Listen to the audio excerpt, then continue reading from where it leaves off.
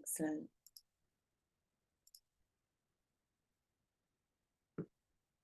So I don't know why we've got you without that.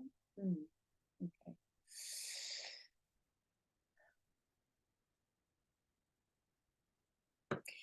So good evening, everybody. My name is Sally Pavey. I am chair of CAGNY, Communities Against Gatwick Noise and Emissions. This is our third year of Time is Ticking. And more than ever, the title of this series of environmental talks seems appropriate, as it would seem that time is certainly ticking for our planet. The talks always take place to coincide with COP, and obviously we are seeing headlines coming out of COP28. The talks are organised by CAGNY. We are the umbrella group for Sussex, Surrey and Kent when it comes to aviation, the environment. And you can find out more details about the other talks taking place from our website, as well as other details. Now, as we go forward, we are facing a new runway at Gatwick Airport. And obviously there is a lot of airport expansion being pushed through because policy and planning laws are out of date when it comes to climate change. So I'm delighted this evening that we have two key speakers. One is Tim Johnson, who's a director of Aviation Environment Federation, and Time to Rethink Airport Expansion. I think that's very apt when we see headlines of planes being flown on sustainable aviation fuel, but lacks detail. And then we also have Alex Chapman of the New Economics Foundation, who is going to talk about the economic side of aviation, airport expansion, and the impacts on our planet. So if I can ask Tim Johnson to reveal himself, both on camera and in voice. Good evening. Hi, Sally. Thank you very much for joining us this evening. It's been a busy few days for you and your team at the Environment Federation. We've lots of headlines about that. Yeah, I will say more about that when I speak. Am I going to go first and then Alex follows on? Is that right? That is right. Alex hasn't joined us as yet. So. Okay, so I'm definitely going first. Yeah. And then after yourself and then after Alex, we'll have the question and answers, and we will finish at 8 o'clock if that's okay. Sure. Thanks, Sally. So I'll speak for about sort of 15-20 minutes then, and then hopefully Alex is in a position then to take over and give his presentation. So thanks very much for the introduction. Oh, I was going to say one thing, Sally. Could you just enable screen sharing and then I can show my presentation? But while you're doing that, I was thinking about what to say tonight, because I think I've done all three of these. Actually, you said this is in its third year, and I think each year I've sort of given a presentation on how aviation impacts on climate, and then last year I sort of gave an update. It was a big year last year in terms of UN meetings and the world sort of coming together and thinking about how it wanted to decarbonize this sector. So I thought this year it'd be sort of an opportune moment just to reflect on what's really changed in the last 12 months. I mean, you made the point, Sally, that time is ticking. So every day counts, but certainly over a year, you would expect to be able to see signs that the industry is moving in the right direction. So I was going to pick up on just a couple of things that talk to that particular point. Okay. I seem to be the host now as well now, Sally, but I'll let people in at the same time. Don't worry. So I'm just going to share my screen, so just bear with me one moment. Here we go. So I just go to presentation.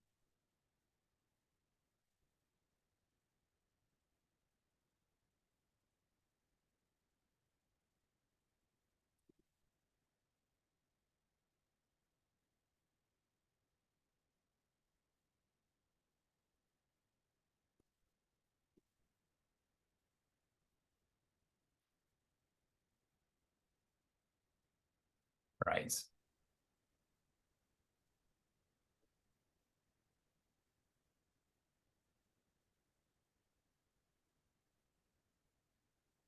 I could see it, but now I can't see it. Yeah, I can't, the button at the top that starts the animation, that was hidden from me by the zoom control. So I've just come out just so I can do it. There you are. Hopefully you can all see that now. Yes, thank you. Great. Okay, so I'm just going to give an update on two particular issues. One is the sort of airport expansion and what's happened in the last year. And Sally, you've already sort of teed us up nicely by talking about what's happened with the Gatwick DCO. And then I'm going to talk a little bit about the government and industry's answer to that, why they think that's all okay, which is sustainable aviation fuels, or alternative fuels as we prefer to call them. And how, you mentioned it's been a very busy day over the last 2 or 3 days, and we've been trying to counter a lot of that sort of narrative in the media. So I'll talk through that as well. So let's start with the airport decision. So what do we know now that we didn't know when I spoke to you last in December? Well, first of all, unfortunately, despite a really sort of strong campaign by the Bristol campaigners, they not only had an inspector's decision that went against them, but they went to High Court, and then they went to the Court of Appeal. Unfortunately, in May of this year, the Court of Appeal dismissed their claim, and so as far as the airport is concerned, it now has the permission it needs to expand after a fight that's lasted 3 or 4 years. At the same time, in September, the campaigners at Manston applied to judicially review the Secretary of State's decision to allow Manston Airport to reopen. It's predominantly as a freight hub. That's the application. It should open as an air freight hub, although it does envisage potentially passenger movements at a later date.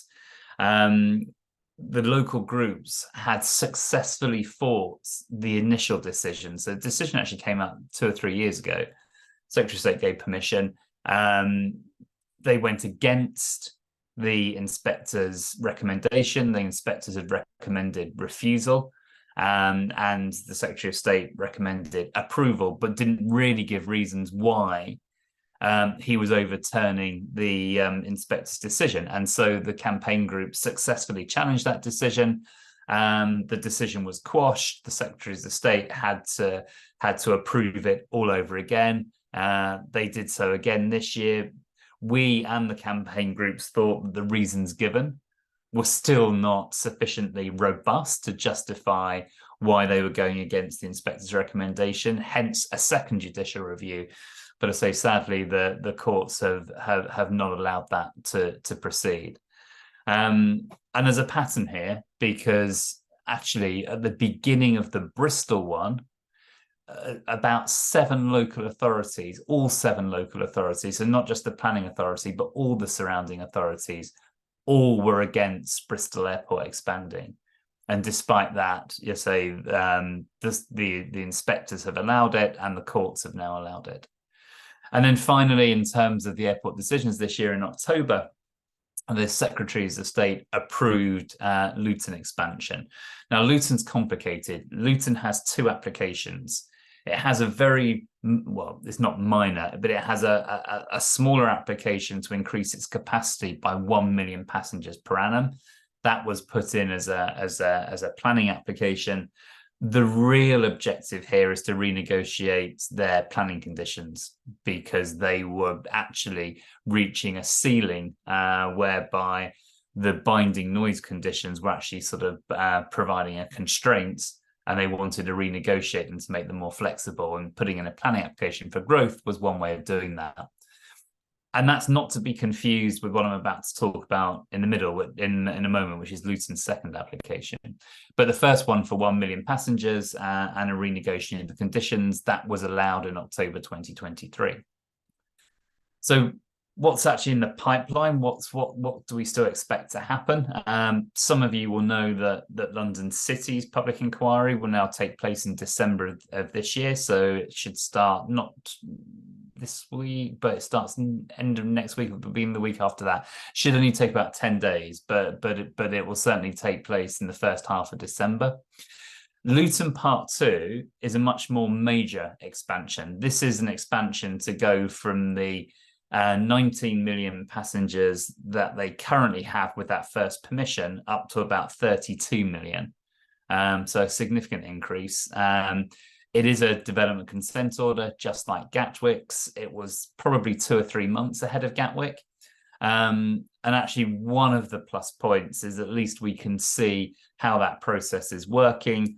We can see when we're expected to give evidence and the sort of questions that are really interesting to the inspectors. And obviously, we can share that with the Gatwick groups and plan accordingly. So, you know, a small benefit, but nonetheless a benefit.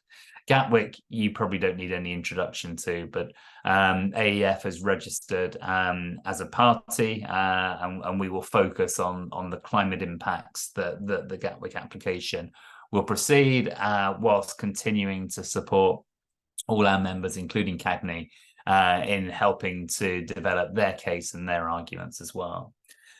Different issue, but Farnborough Airport has just put in a planning application to increase the number of private jets it handles from 50,000 a year to 70,000 a year. And if we're talking about climate change and we're talking about time is ticking, then you know, the energy intensity of a private jet is typically per passenger about 10 to 12 times that of taking the equivalent journey on a subsonic jet, a normal commercial passenger plane. So, you know, I've concluded in this, it may be a much smaller airport, but I think the significance of trying to increase private jet movements at this time is quite striking. And then I put a question mark against Heathrow. Heathrow's, you know, gone quiet, but the last thing that John Holland Kay said before he departed as chief exec was, we'll be back before the end of the year with an update on our plans for growth and for expansion. So whether that timetable's on track, who knows? But you know, it's likely that we will hear something from Heathrow. So the reason all of these matter is that they come at a time that, you know, in June 2023, every year the Climate Change Committee, so this is the statutory body that has to advise government and Parliament on UK progress towards its climate commitments. In June, they have an annual report, and this year they really highlighted the airport expansion point. They previously had a recommendation of no net airport expansion. Maybe the net part was confusing, but certainly in the CCC's mind, it meant that if you were going to expand an airport in one location, you had to do something to constrain or restrict capacity elsewhere. So there was no overall increase in the system. Whether that was confusing or not, as the CCC has said, it certainly hasn't stopped continued airport expansion in recent years, contrary to their advice. And so they came back with a really strong recommendation. They dropped the net. It is simply there should be no airport expansion. And it shouldn't proceed until government has put in place a UK-wide capacity management framework. So effectively, we have a capacity plan for UK airports, and that we actually monitor that in line with the emission reductions that we need to make. And there's an intriguing word in here. If you look at the last line, it says, if required, control the sector's CO2 emissions. That actually suggests to me that you would actually control airport capacity to, if necessary, put caps on airports to make sure you didn't get more growth than the emission reductions that were being made at the same time. And the reason that's interesting is we had our AGM on Monday, and we invited the 2 Dutch campaigners to speak to us, because the Dutch government is also in the process of looking at CO2 caps for its airports. not just for Schiphol, but across the system. So it's an intriguing sort of policy environment at the moment where statutory advisors are saying this is not the time to be building airports. It's also quite staggering that we've got all these capacity decisions going through, because July marked the first anniversary of the Jet Zero strategy, and the government published Jet Zero 1 year on. And the really striking thing in that is their previous prediction that there would be a 70% growth in passenger numbers between 2018 and 2050. That was slashed to 52. Now, it wasn't actually a response to environmental concerns, but they've actually downgraded the growth forecast for GDP, especially between the UK and the US, and the UK and Europe. And as a result of that, they just don't see such strong growth that's taking place as they previously thought. So it tells me that actually the growth assumptions that government and airports rely upon are highly sensitive to the numbers that you put in. And start playing around with GDP, and you can get quite remarkable reductions in growth. So growth isn't as strong as first forecast, and the CCC says don't do it, and yet we still have all these airport expansions coming through. This chart's designed just to sort of show you the implications of this.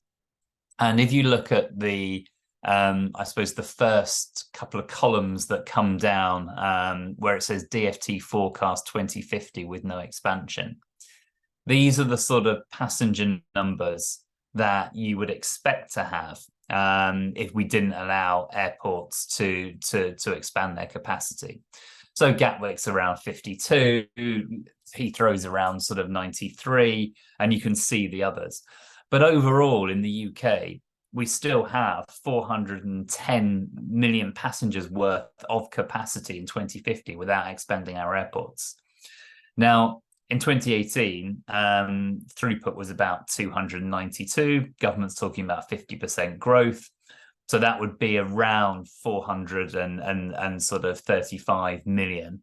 So we're almost there. We almost have the capacity already to deal with government's numbers, even if we accept government's numbers as being right.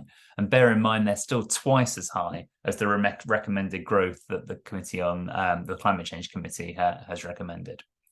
So, when you then look at what's happening, if all these things go ahead, if Gatwick, Heathrow, London City, Luton, Stansted, Bristol, if they all go through, we're adding an extra 97 million, almost an additional 100 million passengers. And, I think one thing we've learned over the years, if airports build new runways and new terminals, they do their utmost to make sure that the capacity throughput happens and their investors and shareholders get a return on the money. So it looks like, even accepting DfT's growth numbers, if all of these go through, we have far more capacity than we can actually afford to have if meeting our climate targets. Now, one of the ways that this is justified at the moment is that the industry and government say we can continue to grow because we have sustainable aviation fuels. And I wanted to spend the rest of this talk just exploring that a little bit. So there's been a lot of noise about sustainable aviation fuels, or SAF, this week. Two things have happened.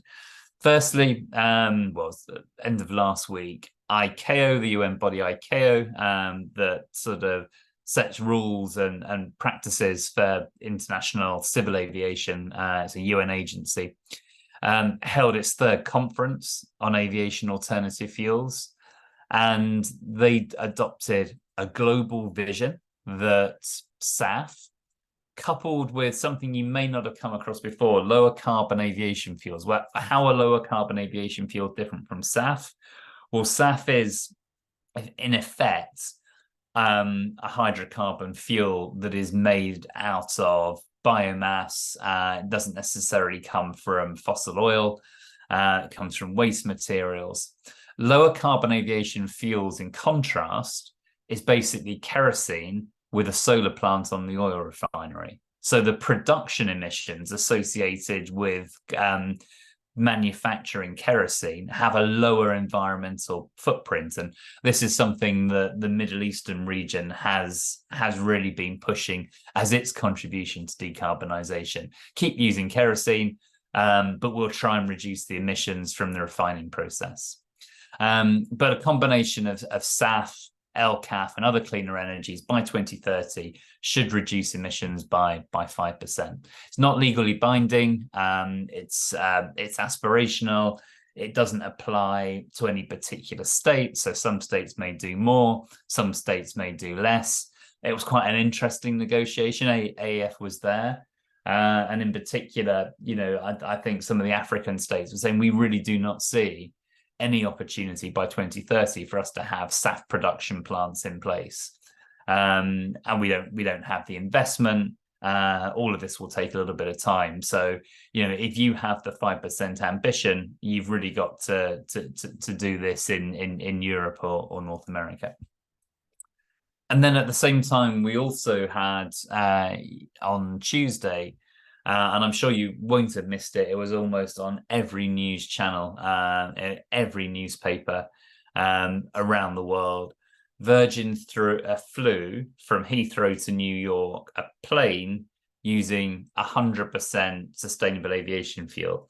In this case, it was largely a sort of used cooking oils that they were using, used cooking oils, together with some synthetic aromatics, both of which I think came from the US.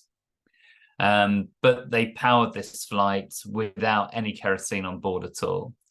And it's gained a lot of headlines. And we could see this coming. And it's become quite easy now just for the industry and anyone associated with sort of the government's policy to simply use SAF as the reason why we don't have to sort of think about constraining airport capacity or think about how people fly. I think Rishi Sunak was recently criticised for using his private jet, and his answer was, "Don't worry, I can still do this because we have sustainable aviation fuels." And so, anticipating this is sort of becoming quite mainstream now and a strong sort of public narrative, people start using phrases like guilt-free flying and green aviation fuels. We thought this has the potential to mislead the public that the job's already done, that the industry has the answers. And so we sort of set out to do three things this month. First of all, we sent out a 2-page briefing called 5 Things the Industry Doesn't Want You to Know About SAF.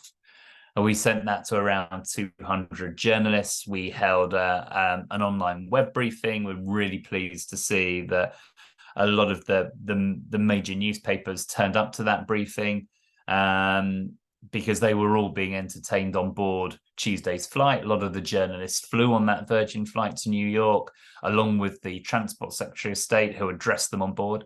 And so a lot of them came to this to hear the other side, and hopefully the Secretary of State was asked some difficult questions on that flight about the government's plans and industry's plans around decarbonisation. But we've also released our own 12-page report called Sustainable Aviation Fuels, Hope or Hype, and I'm just going to run through some of the conclusions in just a moment. But most importantly, I think we want to make sure that everything that happens has a really strong evidence base to it. It's not just claim and counterclaim on our side. It's something that is challenged using the science. We commissioned Serology.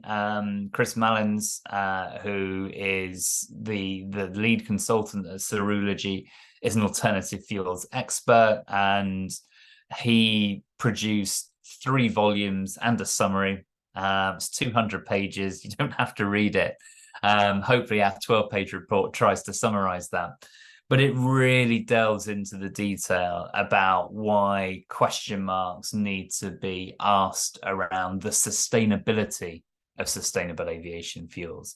We shouldn't just assume because sustainable is in its title that these necessarily do what they claim. Sustainability is something that has to be assessed, can't just be assumed. And so we put these 3 reports out in the last couple of weeks, and I say worked really hard to engage with the media. Really pleased with the outcome. I think my colleague Kate was on Sky and BBC on Tuesday. I think we made the FT and the Times and a host of other national newspapers. And we're still getting media inquiries now from the rest of the world. So I think we did New Zealand last night. I think we're doing Canada in the morning. But I think hopefully an opportunity for us to sort of state an alternative sort of side to the case. So, and this is my last slide really. But these are, in our opinion, the 5 things the industry doesn't want you to know, or certainly doesn't dwell on. So the first one, of course, is 100% SAF reduces emissions by 0% compared with kerosene. At the end of the day, these are all hydrocarbon fuels, whether they're made from waste or biomass or fossil fuel kerosene. They are all hydrocarbons. Put them in an aircraft engine and burn them, they will all produce exactly the same amount of CO2. The reason that the industry claims that they are lower carbon is because there is a net saving in the way they're produced. They're not being dug out the ground. Either crops were grown initially, and as crops grow, they absorb CO2. And therefore the claim is they are, their net impact is lower. But the actual emissions they produce are exactly the same. So in many ways, the carbon savings work just the same way as a carbon offset. Number 2 was one flight using 100% SAF won't solve the supply issue.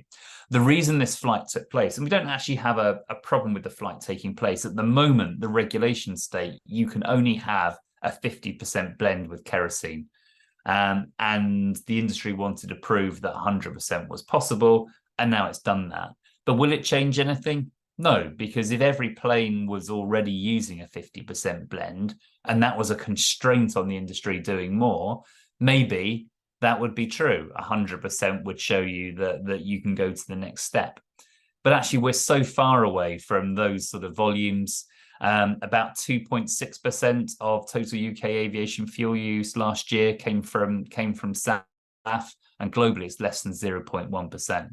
So, most aircraft don't have any SAF at all. So proving you can go from 50 to 100%, whilst interesting, is not a radical breakthrough. And then very quickly on the other things, we don't think waste-based fuels anyway can be scaled up. The UK's got its own target of eliminating biological waste going into landfill. And many of these wastes are only wastes in name. They're actually used in cosmetic industry. They're used in pet food industry. And if they're not going to be sent to those industries have to look for other replacements. And so they will have an environmental cost to them. There are lots of issues around synthetic fuels, which we actually would like to see in the long term. A synthetic fuel would be something where you use lots of renewable energy and green hydrogen and direct air capture, where you're taking carbon immediately out of the air, put them all together, and you can create a synthetic fuel. But that's a very energy intensive process. It's a very expensive process, and we're not really able to scale up any of those at the current time. And then finally, the hype around SAF isn't matched by official forecasts. Let's remember that whilst government keeps saying SAF is the answer, if you look at its own net zero trajectory, carbon removals still do more in terms of reducing emissions. And so does carbon pricing. The carbon pricing will have an impact on demand because it will make flying more expensive. And both those things have a bigger reduction in emissions than SAF does, even according to official forecasts. And so the whole thing to us looks a little bit like a lot of hype, It won't change the way that the industry is decarbonising immediately, and it's certainly getting in the way of those really important decisions around airport expansion that I mentioned at the beginning. And I think, Sally, I should probably stop at that point. And hopefully Alex has joined us.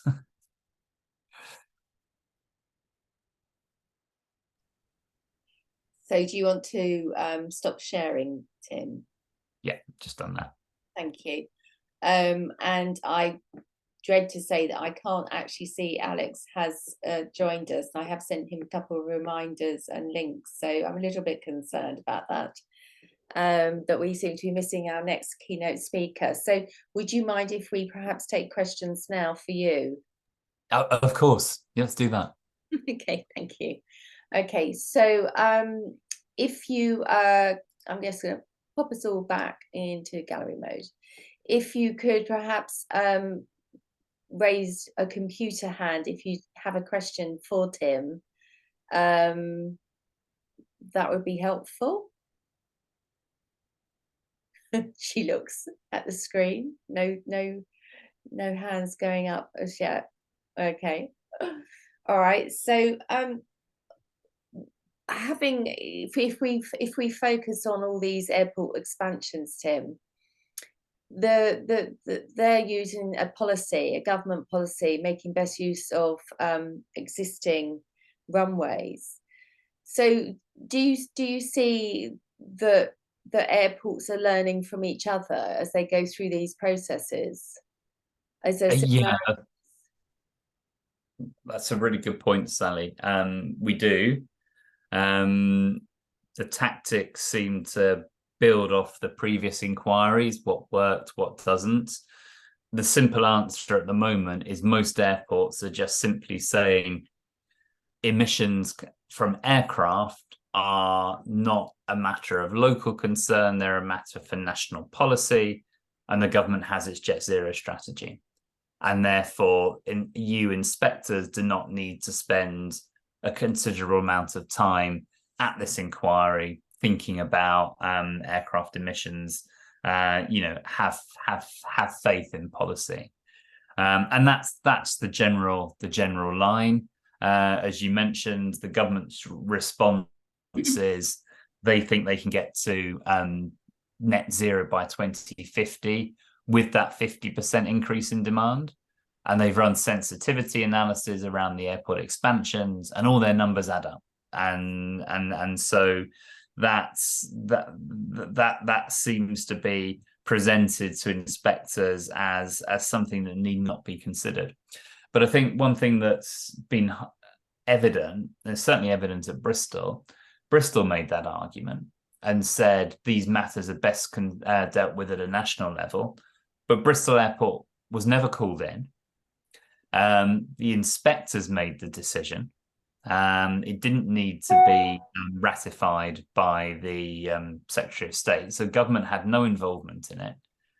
Where in that process was there a national assessment of not only Bristol's emissions, but the cumulative emissions from all airport expansions? That seemed to be missing from the Bristol process, and it was one of the grounds on which they sought judicial review. So yeah, I think it's true. I think we can expect to see that with Gatwick, with the ongoing one at Luton, and with Heathrow if it comes forward, that simply saying government has a policy for this, we don't need to consider it in any detail. Mm-hmm. Okay, thank you very much for that. Claire, you'd like to ask a question? Hi, can you hear me? Yes, we can. Yes. Hi, thank you very much for that, Tim. I'm afraid I didn't know about the flight from Heathrow to New York. What type? I've got a couple of questions. What type of plane was it? Was it a small plane or was it a big plane? It was a big plane. I mean,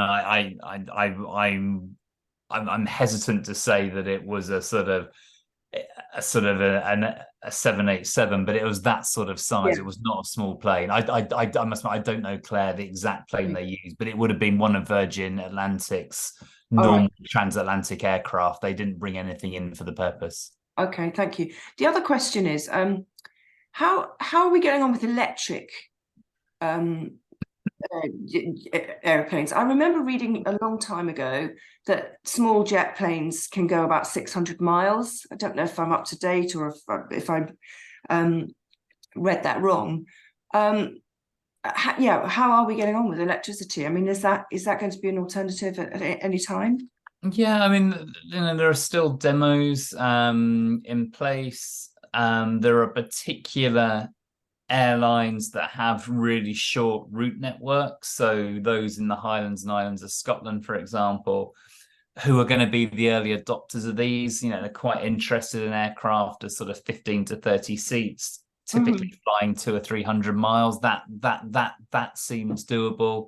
I think it's the next step. It's scaling battery size, really, and dealing with all the airport issues. I mean, how do you do aircraft turnarounds at Gatwick, say? If do you swap batteries in and out? Could you do rapid charge? If you did a rapid charge and you plug it into the mains, the lights in Crawley will go out.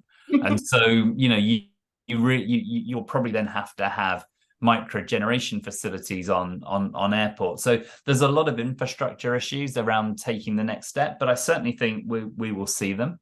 AEF went to see Zero Avia, actually, which is a company that's producing hydrogen planes. They're based up in Kemble in the Cotswolds. And it is actually, on one hand, it all seems very sort of, futuristic and probably a bit of a gamble. But when you actually see the demonstrator and you see the people that work there, I mean, that's a serious proposition. And they are hoping that they might have a sort of, be talking about sort of 20 seaters by the end of this decade, but sort of doubling that or tripling that by the middle of the 2030s, and having sort of, small regional jets flying on sort of hydrogen technology. I think if you look at the government, the only other thing to say is if you look at the government's Jet Zero strategy, there is an estimate that by 2050, 1 in 4 flights leaving UK airports will either be electric or hydrogen.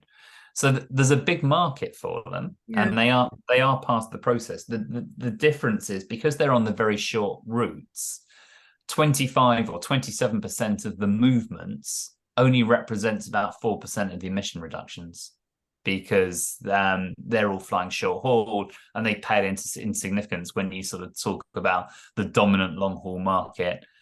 You've probably seen the stats, but about 5% of the long haul movements are responsible for 50% of global aviation emissions. And so at the other end of the spectrum, you're tackling the very small aircraft and the short routes. You're not making much dent in the overall emission profile. But we're not against electric or hydrogen. There has to be lots of additional renewable energy to power all of this. There are other issues to resolve, like the non-CO2 impacts. Let's not forget those. It's not just focus on carbon. It's got to be a total climate solution. But I think a bit like SAF, where there are some sustainable pathways, it's separating the hype from the reality, and not being blinded by the fact that we seem to have all these figures and all these ideas, and we don't deal with the difficult questions about, actually, if we want to make emission reductions in the short term, you really do need to look at demand, and you really need to look at price. Yeah. Oh, thank you, Tim. Just actually, as you were talking, could airports, and this is just off the top of my head, as I said, could airports start offsetting by having lots of solar or something? Or I know that's probably too bright or something, that said when airplanes are landing, I don't know. Yeah. Could they offset? I don't know. Well, I'm not sure I would think of it as an offset so much. One of the government's objectives for airports is that they should be zero emission, not net zero, but zero emission airports. So, that's quite a lot for a large airport like Gatwick or from Heathrow. Those emissions are not insignificant, and so there are airports now increasingly investing in solar and investing in other forms of sort of renewables, but it's largely to power the airport operations and to make sure the airport operations get to zero. It doesn't really look like there'll be capacity to go beyond that. Some of you may have seen these small nuclear reactors that Rolls-Royce are pushing. They're like micro reactors that would be able to sort of generate much more significant volumes of sort of, you know, what would be termed cleaner energy. But I mean, it depends on your perspective of nuclear, really, whether you know, communities would welcome that. Or whether you know, the public at large would welcome that. But really, unless you get solutions like that, it's hard to see airports producing enough renewables to really go beyond, you know, what they actually use within the airport environment. Yeah, I think one of the frustrating things is that the airports can call themselves sort of net zero, but in actual fact, they continue to ignore the planes that are actually arriving and departing. On a different note, we have a question from Aidan in the chat, and it says, it's looking like we will have a Labour government next year. Do we know what their policy is on airport expansion? So we started to reach out. It's a really good question, really topical one. So we have started to reach out. I don't think, if I'm honest, we've seen signs at the moment that they would be radically different in their policies towards aviation. If you remember the manifesto at the last election, Labour applied 4 tests, and depending on your where you sit within the Labour Party, those 4 tests would either have been sufficient to effectively rule out airport expansion, or they could have been designed to be tests that would allow expansion to take place. It was really open to interpretation. So they were sort of, you know, airports must deal with their emissions. Now, some Labour MPs are of the view that the aviation industry can't do that and can't do it effectively, and therefore that test means no airport expansion. But others are, say, more optimistic. So I think it's very likely that they will certainly probably retain the policy of having 4 tests, but it's a little bit sitting on the fence, really. It's not categorically yes, and it's not categorically no. And I say, depending on your own interpretation, you could either see it as a green light or putting the brakes on. Thank you, Tim. Mick, did you want to ask a question? You had your hand up, but it's yes, if I'm allowed and there's time. Thank you, Tim, for your talk. It was very interesting, very helpful. I think I would just chuck in a quick reflection. Was it Boris Johnson whose favourite tactic is kind of throwing a dead cat and getting people to talk about that rather than what's going on? And it strikes me, all these things, you know, all this talk about SAFs, electric aeroplanes, God knows what, all it just distracts and detracts from the huge damage that is going on right now, each and every day. And it's just like this smoke screen that we could completely do without. Anyway, that's not my question. But I agree with you. I wonder if you know the answer to this. It's more a big picture thing rather than a specific issue we're talking about. Do you know, did climate modelers factor in the meteoric growth in budget aviation when they were making their original forecasts, you know, 30, 40 years ago? Because it seems to me we now, you know, the planetary health crisis is actually been brought forward a decade, 2 decades, 30 years. You know, things that climate modelers were saying would happen by 2050 are happening now. So where I'm going to with this is, well, if climate modelers didn't factor that in, you know, what on earth are they factoring in these preposterous figures of growth that are being contemplated? You know, it just, I don't know where you get this sort of data. Yeah, I think you're probably right. I mean, no, it wasn't. I mean, I think not only did the growth and the low cost deceive the climate modelers at the outset, but I think they actually deceived the aviation modelers and forecasters as well. I remember when we saw the first low costs arrive, people thought it was a fad that, you know, like previous attempts to bring low-cost aviation, they have their moment, they can't sustain themselves. And then the big legacy carriers effectively sort of either take them over or force them out of the market. And that seemed to be very much the view in the 1990s around the low costs. And I think it took aviation by surprise.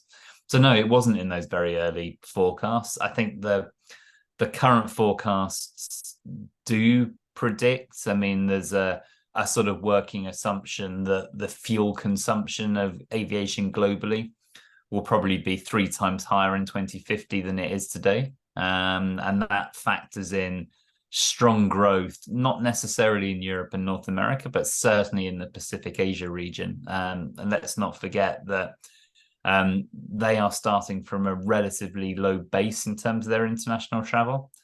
And up until the pandemic had sort of double-digit sort of growth each year. And so there's that's expected to continue. So yeah, the equivalent fuel use will be 2 to 3 times by 2050 than it is today. Thanks very much, Tim. Yeah, I'd heard somewhere that based on these predicted models of expansion, that aviation would take up 25% of the world's carbon budget by 2050. That sounds about right. I mean, let's not forget that when the government says it's committed to net zero by 2050, when you actually look at the trajectory doesn't get anywhere near net zero by 2050. What it gets is from about 38.5 million tons of carbon in 2019 down to about 19 million tons of carbon by 2050. So there will be some growth. Obviously, it meets growth, but all they can do is reduce it by about half from its pre-pandemic levels.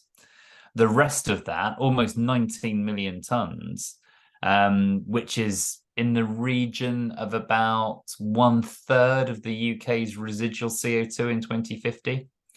So even higher than that global figure of 25%. Roughly 1/3 is still going to be aviation emissions in 2050, and that's going to have to be removed. And so when I say removed, nature-based solutions, tree planting and things that will absorb more CO2 from the air, that will be part of it. But really an entirely new industry in engineered removal. So plants that will sorry, not biological plants, engineering plants, big industry that will physically remove carbon dioxide from the air, and you'll combine that with some form of carbon capture and storage. So that's a huge, and it's almost like the reverse of the mining industry. So this is about capturing carbon and putting it back in the ground. But government is entirely reliant on that to get this sector to net zero by 2050. And there's like 19 million tons that year. That's a lot of carbon removal. That's frightening. Brilliant, Tim. I'll shut up now. Thank you, Rick. Thank you. Does anyone else have any questions for Tim? Unfortunately, I do have to apologise, and I have chased Alex. I don't know what's happened, so I will have to let you all know after the meeting, I'm afraid. So, Tim, if you're willing to take a few more questions, or if you're happy to carry on, I do apologise. Yeah. No. So there's one in the chat from Kit, so I can take that. So those capacity figures for airports, yeah, they're terminal passengers. So that's including the passengers that depart and the passengers that arrive. So when we say in 2019 that nearly 300 million people passed through the UK's airports, we mean that that's both inbound as well as outbound passengers. So it is both. Thank you. What I could say, Sally, I know Alex isn't here, but I wouldn't mind telling you a little bit about what Alex would have said. I think that might be quite important.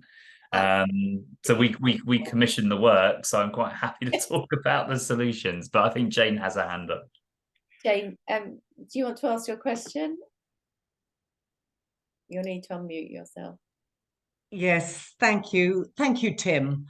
That was all very interesting. There's always so much to take in when you speak, but it's excellent.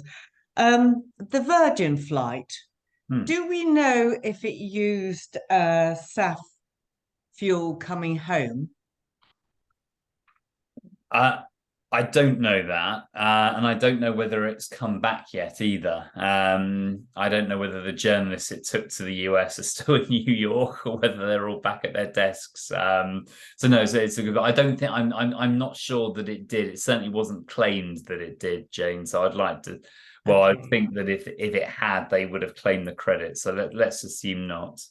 Yeah. Okay. Can I ask another question, Sally, please? You said that all the local authorities around the airports that want to expand were against the expansion of their airports. And you said, I think, that there was a pattern to how these things were going to court and to the Secretary of State and then being allowed. You're obviously, or we should all be concerned about that pattern. Is that, do you think, government policy quietly telling the courts that they should allow these things to go ahead? Yeah, so there's 2 points. Your first question, Jane, about local authority. So it's not true of each and every airport expansion, but it was certainly true. I say all 7 local authorities in the Bristol and Avon area opposed expansion, and the Metropolitan Mayor. So there was no local support for it. Uttlesford District Council for Stansted also opposed it, specifically mentioned climate change as one of the reasons for their concern. And despite the local authorities saying that climate change was a concern, because of the things we've been discussing, we're really unable to make that stick at the subsequent inquiry because it was deemed to be a national issue. So there's a real, gap, I think, between sort of local decision making and local opinion not really being recognised and counted when it comes to sort of issuing the final decisions. The point about the pattern, it's interesting. Stansted was approved by inspectors. The government didn't need to issue its own approval. Bristol was approved by inspectors. The government didn't need to issue its approval.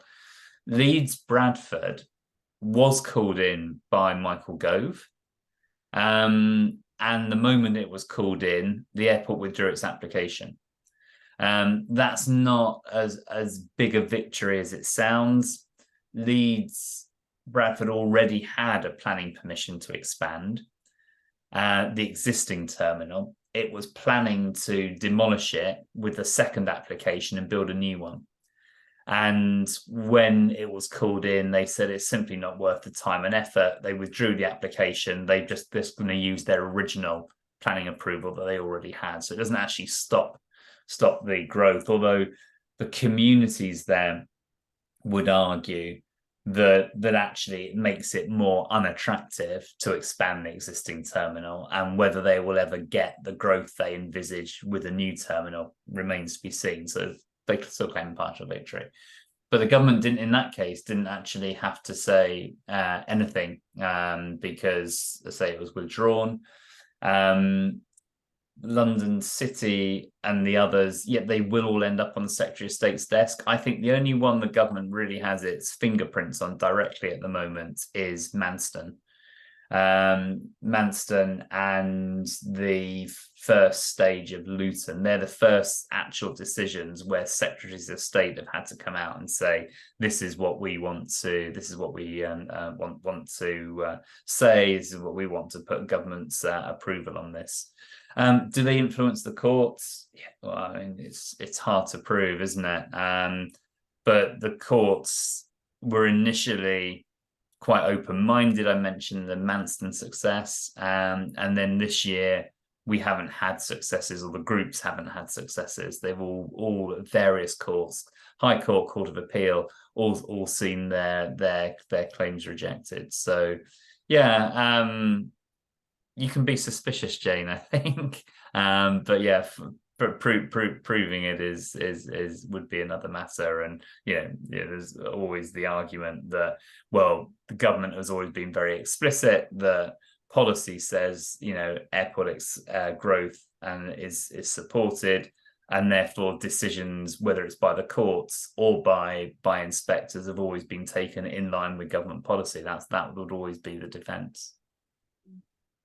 Okay, so we've got 3 minutes left. So do you want to touch on the economics? I can do it really briefly. So one of the things that we constantly encounter all the way through with airport expansion is the other side saying, but it's jobs, it brings so much benefit to the economy.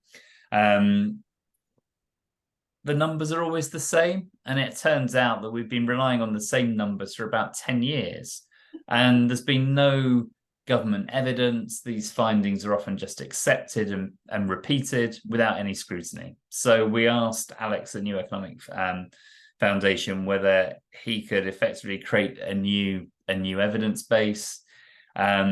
His findings, which I don't know how you're going to distribute them, Sally, but however they are distributed, they are a must read. I think the findings, and NEFA are really respected in economic consultancy, but they included things like business travel has not been increasing for the last decade, both in percentage terms or in absolute numbers. So the idea that we need airport expansion to help businesses and our international trade certainly isn't evidence-based to support that. It found that the number of airport jobs that this has support has been diminishing with time. So all the old statistics that 1,000 jobs for every 1 million passengers, we're now at a fraction of that level. The jobs that are created have the value to the employees, the salaries have fallen in real terms. So airports are no longer paying as much as they were 10 years ago for the same jobs. There's certainly, when you factor in environmental costs, no real net benefit to the UK economy. And so there's just 4 or 5 things that are in Alex's report, Sally, but I mean, it's well worth a read. I mean, there's something on every page that provides a counter narrative to what we're told by industry. And have they accepted those figures? I think that's probably the important bit, isn't it? We've had several conversations since its publication with the department. We held a launch event. CAA came in force. Lots of people from the department, both the modelers as well as some of the policy people, other government departments, Treasury. So they've all heard it. The industry response has been, well, we don't recognise those numbers. But they don't put anything out instead to counter it. So it's a very easy statement to make that sounds dismissive, but it's not really promoting a strong debate or discussion. And whenever there has been challenge, Alex has always been really quick to follow up and do what he can to, justify the numbers he's put forward. But the report's called Losing Altitude. If you just search New Economics Foundation Losing Altitude, it'll take you straight to the report. It's a really good read. Okay, thank you very much. I'll include the link when I send out the recording of this. And I can only apologise again that we didn't have Alex in person, but thank you, Tim, for commissioning the report. I think that's the important bit, isn't it? That we have this report now that we can all use, which is really, really important. So it's 8:01. We were due to finish at 8. I have to thank Tim, 3rd year. Thank you very, very much for being with us and for attending and for, just really making it easy to understand and for us to really understand what's going on behind the scenes that we don't see, and probably the frustration that we feel, you probably echo, but you're actually seeing it at the roots of government and aviation and ICAO. So thank you everybody so much for attending this event. The next event is on the 7th of December. Gosh, it's the 1st of December tomorrow.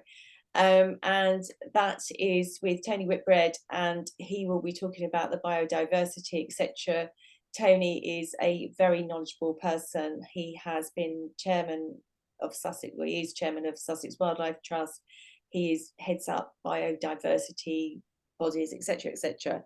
It's going to be a fascinating one. So please do attend.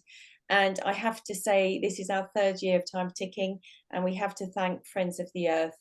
Without them, these sessions wouldn't take place. And we are a recognised, CAGNY is a recognised climate action group with Friends of the Earth.